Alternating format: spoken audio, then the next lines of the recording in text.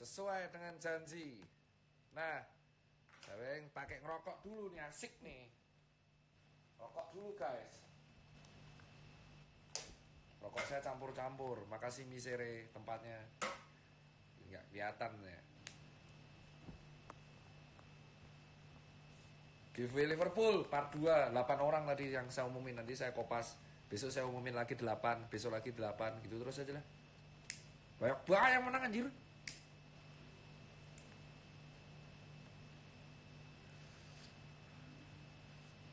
Tali itu susah banget dibersihin.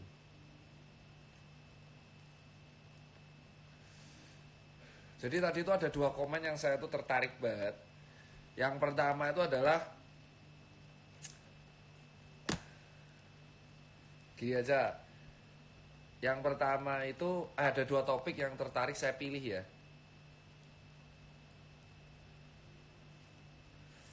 Yang merasa komen ini Anda dapat tali ntar. Gimana menentukan jurusan kuliah yang cocok? Itu jujur saya tertarik banget bahas itu. Karena mungkin ini lagi SNMPTN momennya. Lagi SNMPTN, terus ini lagi UTUL, ada UTUL UGM, ada SIMAK UI. Jadi gini Pak, zaman sekarang itu sekarang bukan eranya Siti Nurbaya. Yang namanya kita harus ngikutin, maksudnya kita ngikutin saklek perintah orang tua, enggak. Di mana-mana orang tua tuh sayang sama kita. Gitu. Orang tua tuh nggak ada yang nggak sayang sama anaknya. Kebolo kayak banget tuh. Ya, orang tua tuh nggak ada yang nggak sayang sama kita. Semua orang tua tuh sayang sama anaknya. Saking sayangnya, orang tua tuh takut anaknya kenapa-kenapa. Oleh karena itu, karena takut kenapa-kenapa, rata-rata orang tua tuh mau kayak mengarahkan anaknya untuk yang jurusannya itu sesuai dengan basic orang tuanya. Mungkin orang tuanya punya usaha apa, anaknya akan disuruh nurusin. Karena orang tua tuh takut anaknya gagal gitu kan. Jadi anak tuh merupakan investasi terbesar dari orang tua. Nah, ketakutan orang tua karena anak gagal tuh membuat orang tua tuh jadi insecure. Dan akhirnya membuat si anak ini jadi diarahkan kemana-mana dengan alasan ridho. Terus kalau kamu pengen A tapi orang tua pengen B gimana? Padahal saya nggak suka pilihan orang tua. Komunikasi Pak. Komunikasi. Anggap orang tua tuh klien atau investormu. Dan kamu adalah orang yang presentasi. Misalkan orang tuamu pengen kamu kuliah dokter, padahal otakmu tuh nggak kuat sebenarnya. Tapi kamu pengen kuliah teknik kimia, atau kamu pengen kuliah marketing, PR, atau manajemen ekonomi, akuntansi, bisnis, terserah. Nah, langkah yang kamu lakukan adalah biarin orang tuamu tuh presentasi dulu. Kamu nggak usah ngelawan, biarkan orang tuamu relax, cooling down, kamu ngalah. 2 hari 4 hari kemudian ketika cooling down, kamu bilang ke orang tuamu 4 mata atau 6 mata ya bersama bapak ibumu. Kamu presentasi pakai PowerPoint, pakai laptop, potensi kerjanya gimana kalau jurusanmu. Terus kenapa kamu pengen itu, dasarnya apa? Terus kamu tuh hobinya apa? Kenapa kamu yakin ini? Dan kamu harus berjanji ketika kamu di kuliah orang tua ke jurusan itu, kamu nggak mengecewakan mereka. Kayak gitu. Jadi kamu harus presentasi dulu. Misalkan ada yang ekstrim lah, saya tuh nggak mau kuliah, ya kamu presentasi. Kalau nggak kuliah kamu mau ngapain? Buat PowerPoint. Ketika nggak kuliah saya mau ini. Misalkan saya mau bisnis, rencananya ini, plannya ini, keuangannya ini, rekapnya kayak gini. Bapak ibu yakin nggak? Misalkan yang kayak kemarin. Jadi yang kemarin itu kisahnya banyak orang bilang Tirta tuh bacot, ya kan? Cuman kemarin tuh ada orang telepon saya beneran. Dia tanya karena dia diomelin ibunya sama bapaknya karena dia pengen jadi guru SD, sementara bapak ibunya tuh punya apotek farmasi, dia anak sulung. Dia pengen guru SD, dia dibentak habis-habisan karena bilang guru SD nggak ada duitnya. Dia relax, panik telepon saya, gimana nih Mas Tirta? Akhirnya saya bilang, kamu serius pengen jadi guru SD? Pengen Mas Tirta? Ya udah, kamu buat PowerPoint dong, kayak kamu buat presentasi ketika SMA. Bisa kan? Bisa. Kenapa kamu pengen guru SD? Latar belakangnya apa? Tujuannya apa? Potensi kerjanya kayak gimana? Dan apa yang bisa meyakinkan orang tuamu kamu presentasikan? Saya ajarin cara presentasinya, dia harus meyakinkan. Guru SD sekolahnya berapa tahun, biaya per semester kayak gini, calon unifnya di sini, potensi kerjanya di sini, dan saya yakin karena ini. Kalau saya farmasi, otak saya kayak gini, bla bla bla bla bla. Kalau ibu memaksa saya farmasi, saya bisa aja jadi orang biasa aja, biasa-biasa. Tapi kalau ibu mengizinkan saya guru SD, saya bisa menjadi orang luar biasa. Ibunya ternyuh, ya wes le, ridho ibu bersamamu. dia nggak bentak lagi. Kenapa? Karena yaitu ibu itu orang tua melarang kamu bukan karena nggak sayang, bukan karena egois, cuman karena mereka takut kamu gagal, takut pilihanmu salah. Karena kita masih dianggap bocah. Ketika kita mau nentuin kuliah, umur kita tuh masih 17 tahun men, sumpah. 17, 18 itu tuh sangat labil banget. Kayak gitu. Jadi saran saya buat kalian yang sekarang masih mau SNMPTN, mau SIMAK, mau UTUL, kamu tuh harus namanya meyakinkan orang tuamu. Terus kalau orang tua kuliah kamu mau usaha, yuk kamu juga harus presentasi sama. Kalau kamu usaha presentasikan, jangan saya usaha minta modal lah kayak gitu mah omong kosong. Kamu presentasikan dalam bentuk PowerPoint, usahamu apa, kelebihannya apa, kelemahannya apa, kompetitornya apa, modalnya gimana, faktor resikonya apa, target jangka pendek, jangka menengah, jangka panjang gimana, marketingnya mau gimana, kalau gagal gimana, kalau bangkrut gimana, selama setahun ngapain, gitu. Kalau kamu cuman bilang, saya mau usaha nggak mau kuliah, men anak TK juga bisa, saya nggak mau TK, saya mau usaha jual gorengan, nah ya bisa coy, even anak SMP aja bisa. Lu tahu Hype Migos yang itu, yang di bawah Advice Management Cipeng ya. Hype Migos tuh anak SMP, men. Hype Migos itu awal mulanya adalah dia call saya pengen buat usaha, dia anak orang kaya, bapaknya orang kaya, Crazy Rich Surabayaan. Dia cerita ke saya pengen buat usaha, Arthur kan. Dia pengen buat usaha, terus saya bilang kalau kamu emang yakin kongsi, ya udah kamu belajar, ya udah Mas Tirta bantu. Dia anak SMP, men, tapi dia janji sama bapaknya nggak ganggu sekolahnya, men. Anak SMP dan buat jasa consignment dan bisa laba 1 juta, sekitar 500.000 per hari itu udah luar biasa. Anak SMP, kalau kalian kalah presentasi sama anak SMP, ngaca men. Hype Migos tuh anak SMP. Dia presentasi ke bapaknya, saya bisa jualan kayak gini, nanti saya nggak ganggu les, nggak ganggu ini, nanti adminnya ini, stoknya gini, manajemen keuangan gini. Itu yang ngajarin saya men. Sampai akhirnya dia bisa buat namanya Hype Migos. Dia tanya, Pak Dok ini kalau dia panggil aku kan. Coba, anjir masih 13 tahun cok, SMP kelas 1. Dia tanya sama saya, usaha kok rugi? Ya saya ceramain, loh kalau kamu mau usaha untung, jadi pegawai, enak gaji. Kalau usaha harus rugi. Kalau kamu usaha takut rugi, ya jangan usaha. Oh gitu ya kok, gak bisa ya kita kayak sekolah dapat nilai bagus terus. Gak bisa, tak jabra sabar. Kalau kamu mau usaha ya harus tahu resikonya tuh rugi. Gak bisa kamu ngarepin untung. Ketika kamu rugi mentalmu kuat, ya kamu bisa. Terus dia nyerah karena 3 hari itu gak ada omset. Yang ngomong saya, tokonya mau tak dolai kok, tokonya mau saya jual aja. Lah saya bilang, ya udah kalau kamu ngerasa jual aja. Hari ketiga dia bilang, nggak jadi deh kok, bener kata omonganmu, usaha tuh harus rugi. Kalau aku rugi aja bisa kuat, rugi SMP, SMA, kuliah aku pasti kegembleng. Iya. Terus dia tanya, kok bisa jadi kayak Yuda sih? Yuda kan sukses banget. Loh aku bilang, Yuda itu ngerintis YN tuh 3,5 tahun. Masa kamu mau instan? Kamu tuh masih SMP, usaha aja udah bagus banget. Oh iya, berarti aku harus konsisten kok. Harus. Ya kan dia jualan apa aja tuh. Dia jualannya murah-murah. Tapi itu yang saya bilang bahwa kamu mau umur berapapun tuh bisa usaha. Kalau kamu mentalnya kalah, kamu kalah nih sama Hype Migos. Anak SMP tuh. Saya udah anggap mereka tuh adik-adik. 7 orang yang saya bimbing kayak Hype Migos itu anak SMP. Terus yang punya Monkey Steel tuh masih anak SMA. Anjir, SMA kelas 3. Salesnya tuh bisa anjir 15 juta per hari. Terus siapa namanya? God Supply tuh masih SMA kelas 2. Oh my god, Pontianak SMA. Mau ada lagi Hype Market, ya SMA juga. Oh my god. Bos, Yuda itu semester 6. YN Sticker. Terus Rubin tuh gak kuliah. Lu harus tahu ya, ownernya Unbranded, ya. Ownernya Unbranded itu anak orang kaya, Rubin. Terus dia tuh disuruh kuliah di BINUS. Ceritanya nih, saya cerita nih ya. Kuliah di Coro. Owner Brand itu anak orang kaya, CM Rubin. Rubin itu kuliah di BINUS, dibiayai BINUS. Seminggu pertama minggat cok dari kuliah.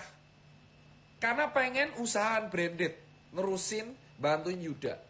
Orang tuanya marah, ngusir Rubin dari rumah. Lu gak mau kuliah lu, anjing lu yang pergi dari rumah. Rubinnya bilang, oh gitu. Jadi kalau gua nggak kuliah, kalau aku nggak kuliah apa, aku nggak dianggap keluarga. Enggak. Pergi men dari rumah men.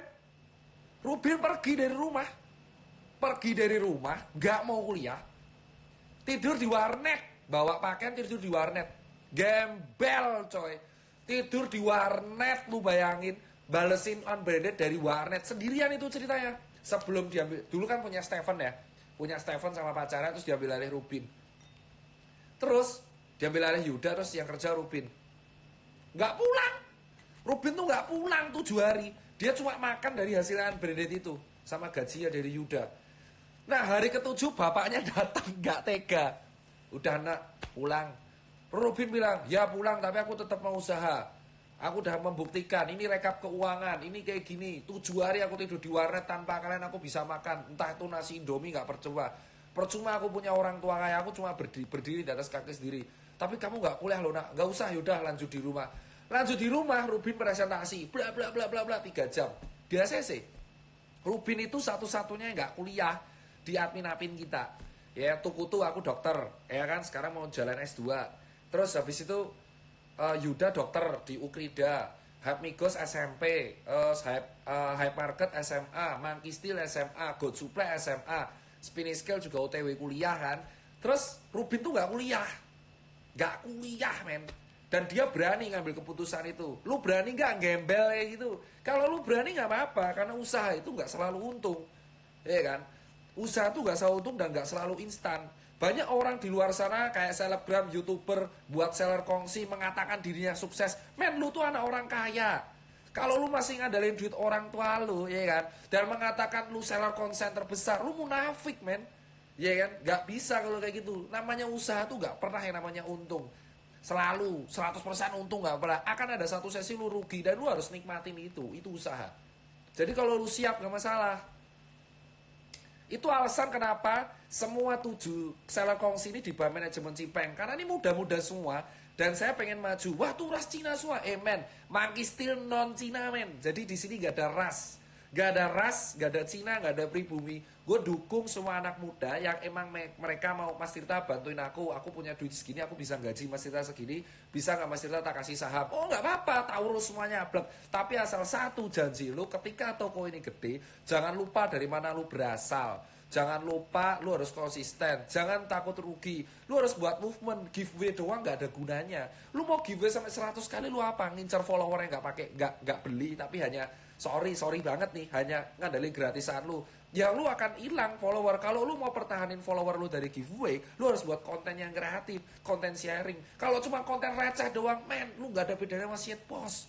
Shitpost itu buat konten receh karena ngincar impression. Karena mereka ngincar endorse sampai promote. Kalau lu emang fokusnya jualan, ya toko lu harus jualan. Ibarat kayak gini, anggap Instagram itu apartemen. Dan lu mau dagang gitu kan. Lu mau dagang kayak seolah-olah, gue mau dagang soto. Ya kan, berarti lu akan menjual sesuatu yang berhubungan dengan soto. Ya gorengan, kecap, apapun. Terus tiba-tiba lu ngasih konten receh.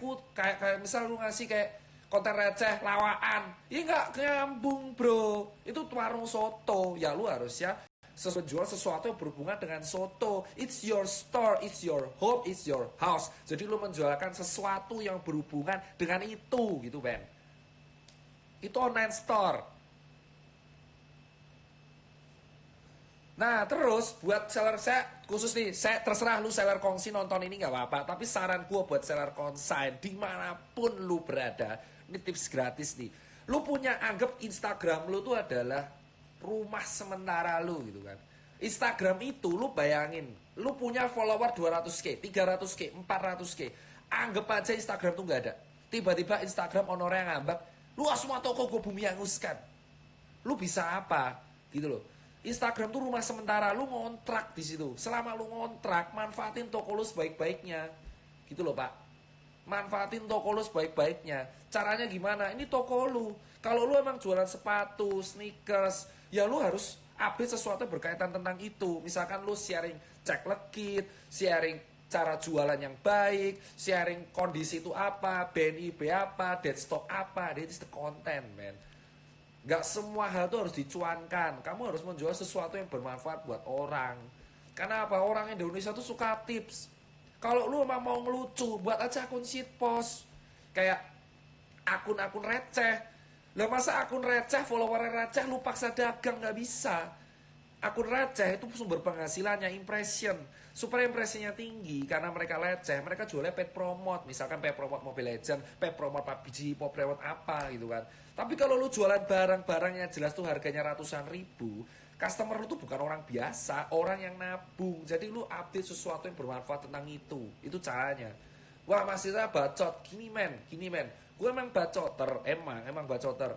Tapi gue kuliah men, ya gue kuliah, gue pendidikan tuh lurus men, lurus. Dan itu gak gampang. Banyak orang bilang kayak Mas Tirta itu kayak meraih sesuatu gampang. Men, gue juara, gue tuh ikut olimpiade fisika, kimia, biologi sejak SMP. Ya, gue ikut olimpiade kimia, fisika, biologi itu sejak SMP. Gue ikut olimpiade matematika 3 tahun berturut-turut. Gue ikut sisa teladan berturut-turut men, karena gue janji sama orang tua gue orang anak tunggal, gue harus akademis lancar. Begitu gue lulus, gue masuk ke dokteran, gue mendapati fakta yang berbeda. Oh men, ternyata dokter itu gak bisa kaya raya.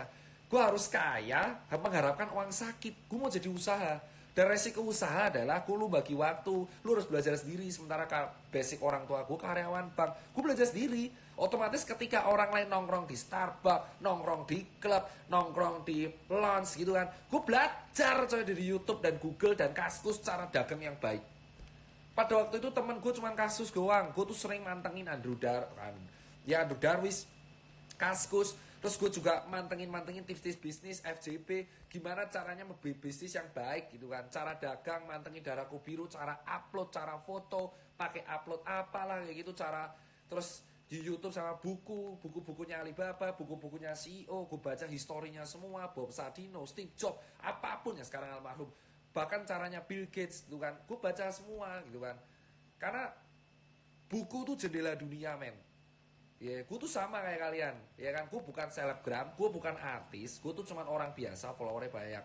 Terus Mas Tirta hatersmu banyak, ada yang anjing-anjingin Mas Tirta. Ketika Mas Tirta punya masalah, contoh orang ini akan selalu bergerak di lawannya Mas Tirta. Ya udah biarin mau ngapa. Gak ada untungnya nanggepi haters. Dulu gue nanggepin satu-satu, sekarang capek, gak ada untungnya. Mau ngapa men? Lu mau ngapa gitu loh. Ada haters, misal gue ada masalah sama orang A gitu kan. Terus adu bacot di media sosial. Terus ada orang tiba-tiba bela B karena dia gak suka sama gue. Men lu ngapain gitu loh. Ya gue gak akan nanggepin lu gitu. Ngapain? Karena lu di posisi gue belum tentu bisa gitu loh. Gue di posisi lu juga belum tentu bisa. Lu mau baca tentang gue, kesel sama gue, yaudah terserah lu, gue gak akan nanggepin. Urusan gue cuma satu orang, begitu clear ya udah. Gitu. Kalau gue kayak gitu. Jadi lu gak usah fokus nanggepi hujatan-hujatan orang, gak usah. Gue mau dihujat sama orang sampai A sampai Z, gue gak bodo amat. Faktanya gue udah buat 34 toko. Faktanya gue mau S2, ya kan? Faktanya gue beasiswa. Faktanya gue lulus cum laude. Faktanya gue pernah gagal 7 kali, gue pernah bangkrut. Faktanya gue udah punya rumah. Faktanya gue sekarang handle banyak toko. Terus lu benci gue. Kalau lu benci sama gue, buktiin. Just show your prestation man. Wah prestation bahasa Inggris apa itu cok. Sok-sok logat Jawa bahasa Inggris saya tuh. Just kamu tuh kalau kamu misalkan benci sama orang, ya buktiin. Samai levelnya. Ya samai. Jadi kamu itu kalau kesel sama orang, kejar orang itu. Jadiin dia motivasi. Misalkan kamu kesel sama Tirta, anjing bacot, jadiin gua motivasi lu. Saingin Tirta, harus bisa lebih dari Cipeng. Ya udah. Kalau lu bisa lebih dari gua hormat men. Hormat kayak gitu. Karena apa? Itu motivasinya. Contoh, 2 tahun yang lalu gue nge-share materi ini di Universitas Ciputra Surabaya. Gue masih inget. Ciputra men, gue ngasih kuliah di hadapan 600 orang. Gue bilang kayak gitu. Kalau lu semua kesel sama bacotan gue, buktiin buat bisnis dan saingi gue. Ada 2 orang buat bisnis nyaingi gue. Salah satunya Master Clean. Gue jadiin Mas Tirta, Ko Tirta jadi panutan gue saingin lu. Oke, lu kesel sama gue, saingi gue. See you on the top. 2 tahun kemudian dia buat toko di depan gue. Adek. GG men anjir. Dan omset gue terganggu gara-gara dia. Kesel? Enggak men. Bangga gue men. Gue bangga men, salah satu peserta seminar gue bisa buat bisnis namanya Master Clean dan akhirnya face to face di depan mata gue sendiri.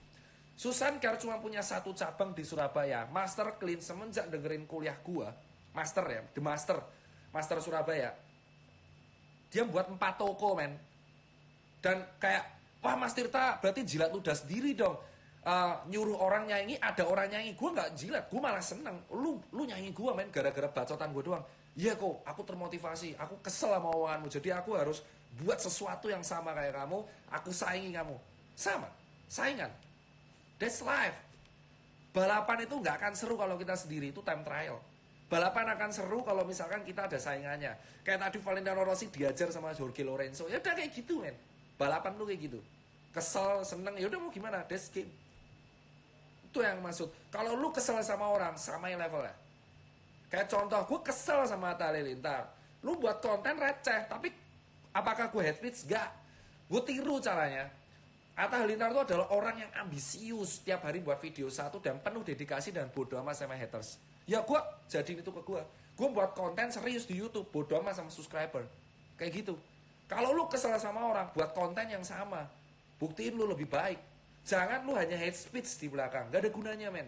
Misalkan Tirta di hate speech sama orang, padahal dia nothing, pegawai, usaha masih satu. Terus ngapain? Lu mau ngapain? Ya kan?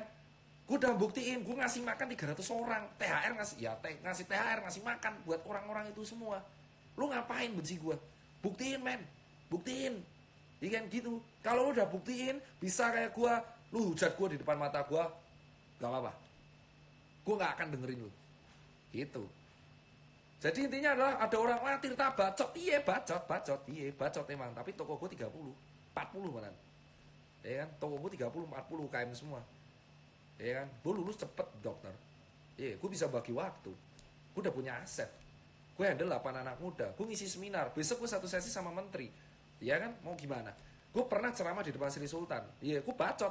Tapi bacotan gue pernah gue sharing di depan pejabat. Lu pernah kayak gitu? Pernah? Ya gitu caranya. Lu arogan, kesel, gak apa-apa. Jadiin motivasi men. Emang gue tuh membuat branding gue tuh hancur, bacot parah, supaya follower gue tuh kesel sama gue. Dan harapan gue adalah lu bisa nandingin gue. Lu bisa mencapai titiknya Cipeng. Dan bisa lebih dari Cipeng. Gitu pak. Lu bisa lebih dari Cipeng. Itu yang gue maksud. Karena apa? Banyak selebgram di dunia ini hanya foto OOTD gitu kan, sok perawatan kulit, pakai outfit terbaru. Hanya apa? Manfaatin lu semua. Bener kata Izzy, manfaatin lu semua supaya dia dapat endorse, supaya dia dapat iklan. Yang kaya siapa? Dia. Lu dapat apa? Keren men. Apa lu gak dapat apa-apa gitu. Nah, gue pembranding diri gue ya kayak gini. Gue bacot men, bacot, sharing, flaming buat orang jengkel emang. Tapi gue harap lu menjadikan gue kompetitor. Gak ada urusan men, karir nomor 1 kalau saya. Buat mapan, kalau cowok mapan dulu men. Yang penting lu mapan dulu, baru kelar. Lu bisa nyari apapun. Jangan lupa ibadah, kayak gitu men. Media sosial tuh bisa lu buat apapun, hanya buat have fun. Kalau lu kesel sama gua, lu harus mencapai titik yang gua tahu. Wah, Tirta emang bacot, ngeselin. Tapi dia kok bisa ya Tirta bagi waktu? Kok bisa ya Tirta punya usaha? Susul men, disusul. Karena apa? Kalau lu semakin kesel sama gua, lu hanya hate speech doang, percuma, gak ada mental. Tapi kalau lu menjadikan diri lu motivasi, that's it man. Lu bisa mencapai apa yang dicapai peserta seminar gua di Surabaya. Gua kalau seminar kayak gini juga. Tapi kalau di depan Sri Sultan, gue agak sopan. Ya kan? Kayak gitu, men. Itu yang pertama ya, kuliah. Yang kedua, krisis quarter of life. Di dalam life itu ada krisis banyak banget. Namanya krisis yang pertama, 17 tahun. Krisis jati diri. Penentuan lu tuh mau jadi apa, gitu kan. Lu mau kuliah apa, lu mau jadi berandal, lu mau jadi orang alim, itu 17 tahun. Krisis kedua adalah krisis umur 25 tahun. Quarter of life. Rata-rata orang di sini tuh bingung. Mulai bingung, aku nanti hidup kayak apa ya, gajiku kayak apa ya, aduh orang tua aku udah tua, aduh aku punya anak gimana ya, tinggal di mana ya, itu quarter of life. Krisis ketiga adalah krisis of half of life, itu rata-rata umur 32 tahun sampai 40 tahun. Mereka bingung, mereka udah terjebak zona nyaman, mau maju nggak takut, mau mundur nggak bisa. Mau maju nggak bisa, mau mundur takut. Habis itu krisis yang paling terakhir adalah krisis sekarat, jadi krisis akhir hidup, end of life. Di end of life, ini orang menjadi anak kecil lagi.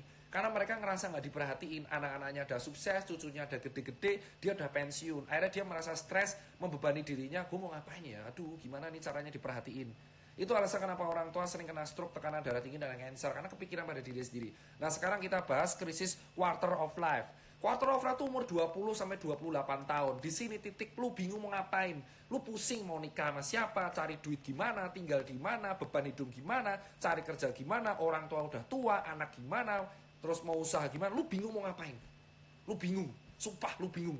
Karena di sini kenapa bingung? Karena biasanya lu hidup dari orang tua, terus untuk pertama kali lu menjadi orang tua juga. Ya, minum dulu anjing.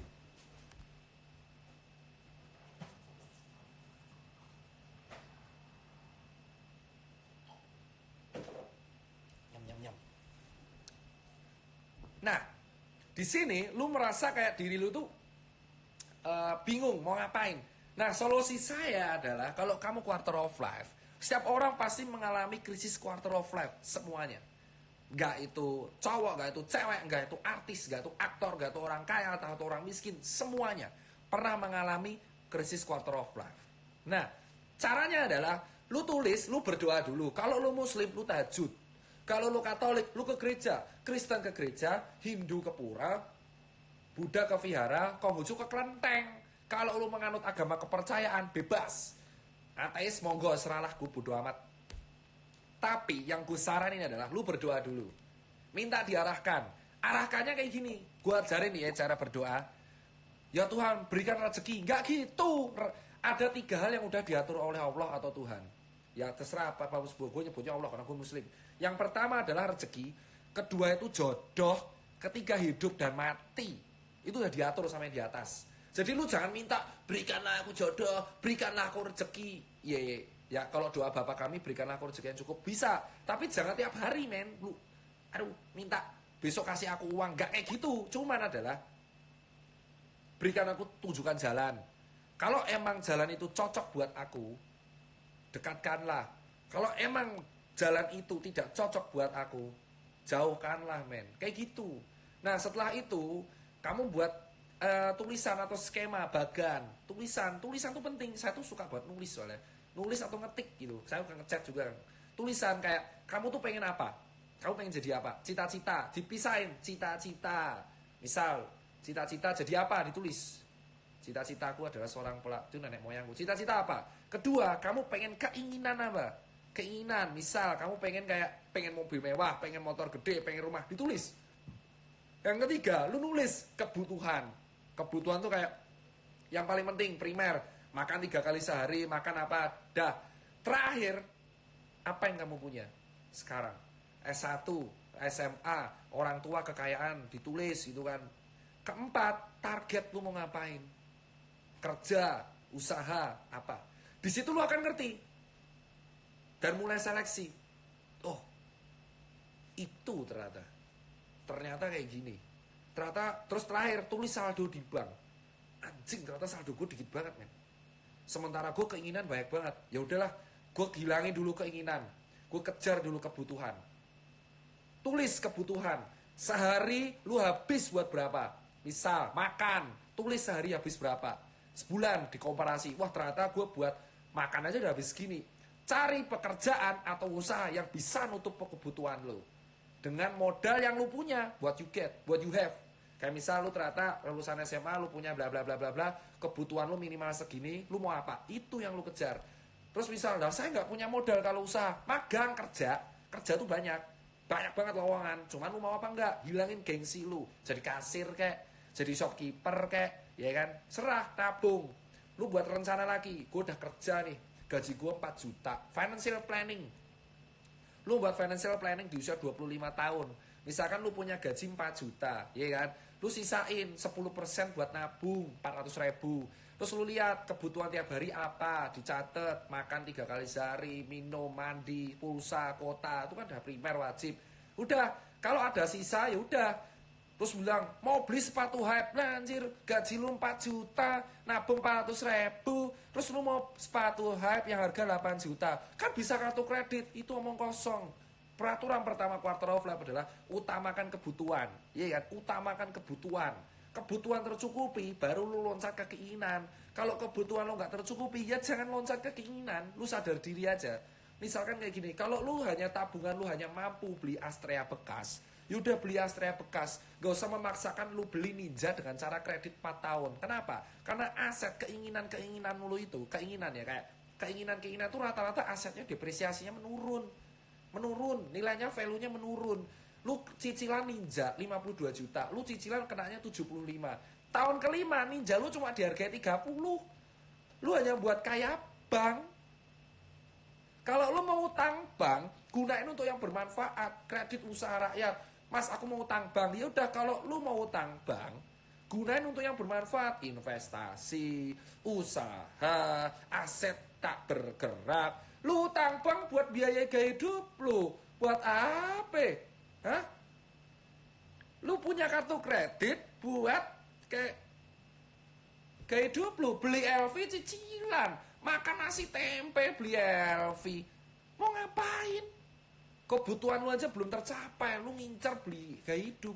Kecuali lu gunain kartu kredit buat modal usaha. Contoh, kalau payment eBay harus pakai PayPal pakai kartu kredit. Beli di GoAstoX pakai PayPal, ya nggak masalah. Tapi kan barangnya dijual, aset investasi, nggak masalah. Tapi kalau lu gaya hidup lu melebihi besar pasak daripada tiang, lu kelar men. Itu intinya quarter of life.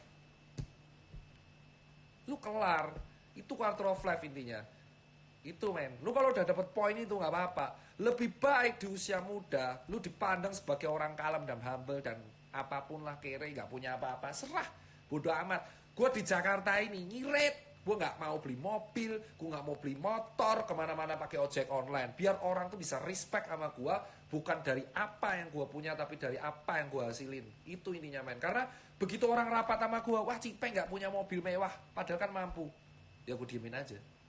Ngape? Berarti lu gak bisa ngargai gue karena gue gak punya mobil mewah. Ya kan usaha lu banyak. Nah terus ngape? Nape kalau gue cuma pakai ojek online? Nape? Lu gak bisa ngargai gue, gak mau dealing sama gue. Ya udah serah. Gue hanya menghargai orang yang bisa menghargai gue apa adanya. Gue kemana-mana makan masih nasi oseng, ya kan? Karena gue mikir Jakarta itu keras. Tapi kalau lu menaklukkan Jakarta dengan cara apa? Gaya hidup lu gak berubah. Lu makan tiap hari 3 kali sehari pakai nasi